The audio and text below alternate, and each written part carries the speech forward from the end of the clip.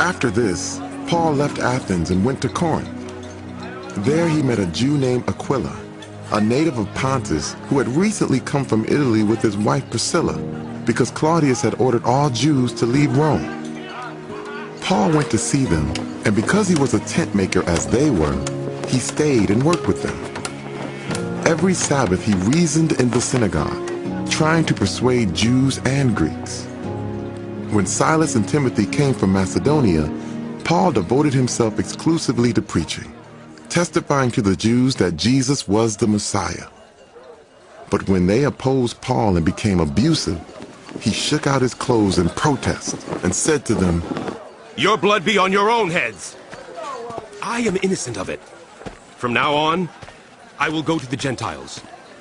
Then Paul left the synagogue and went next door to the house of Titius Justus, a worshiper of God. Crispus, the synagogue leader, and his entire household believed in the Lord. And many of the Corinthians who heard Paul believed and were baptized. One night, the Lord spoke to Paul in a vision. "Do not be afraid. Keep on speaking. Do not be silent. For I am with you, and no one is going to attack and harm you, because I have many people in this city." So Paul stayed in Corinth for a year and a half, teaching them the word of God. While Gallio was proconsul of Achaia, the Jews of Corinth made a united attack on Paul and brought him to the place of judgment. "This man," they charged, "is persuading the people to worship God in ways contrary to the law." Just as Paul was about to speak, Gallio said to them, "If you Jews were making a complaint about some misdemeanor or serious crime, it would be reasonable for me to listen to you. But since it involves questions about words and names and your own law, settle the matter yourselves. I will not be a judge of such things." So he drove them off. Then the crowd there turned on Sosthenes, the synagogue leader, and beat him in front of the proconsul. And Gallio showed no concern whatsoever. Paul stayed on in Corinth for some time. Then he left the believers and sailed for Syria, accompanied by Priscilla and Aquila.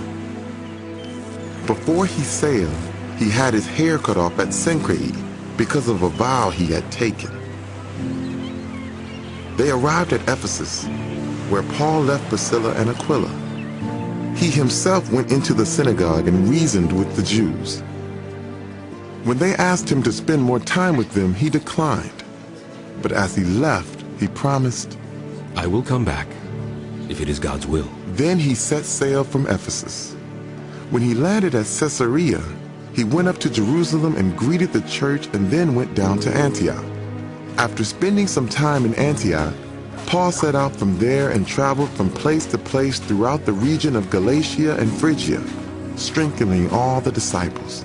Meanwhile, a Jew named Apollos, a native of Alexandria, came to Ephesus. He was a learned man, with a thorough knowledge of the scriptures. He had been instructed in the way of the Lord, and he spoke with great fervor and taught about Jesus accurately, though he knew only the baptism of John. He began to speak boldly in the synagogue.